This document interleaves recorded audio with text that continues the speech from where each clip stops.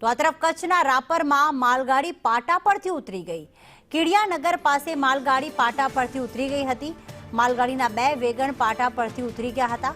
Palanpur સામખિયાળીના train વ્યવહારને તેના કારણે અસર પહોંચી છે। ટ્રેન વ્યવહાર શરૂ કરવા યુદ્ધના ધોરણે કામગીરી કરવામાં આવી રહી છે। તો અકસ્માતના પગલે ગાંધીધામ પાલનપુર ટ્રેન સંપૂર્ણ રદ થઈ। અકસ્માતના પગલે અન્ય ટ્રેનોને પણ ડાયવર્ટ કરવામાં આવી છે। અલ્પેશ અમારી સાથે જોડાઈ ગયા છે। અલ્પેશ, અચાનક જ આ બંને જે વેગન છે તે પાટા પરથી ઉતરી ગયા હતા, કોઈ કારણ સામે આવ્યું છે એની પાછળનું, અને ટ્રેન વ્યવહારને કેટલી અસર પહોંચી છે એનાથી?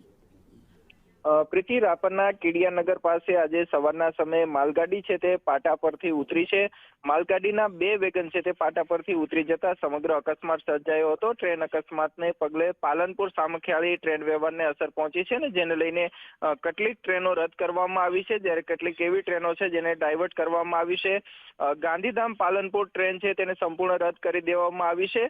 આ સિવાય બાંદ્રા છે તેને ડાયવર્ટ કરવામાં આવી છે। દિલ્હી સવાઈ રેહોલી ટ્રેન છે તેને ભીલડ, મહેસાણા, વિરમગામ અને સામખિયાળી થઈને ડાયવર્ટ કરવામાં આવી છે, જ્યારે ભગતની કોઠી ટ્રેન છે તેને ભીલડ સ્ટેશન સુધી દોડાવવામાં આવશે તેવો નિર્ણય કરવામાં આવ્યો છે।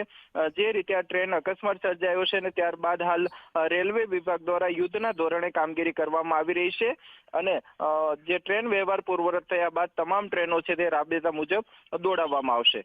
આભાર તમામ વિગતો માટે અલ્પેશ।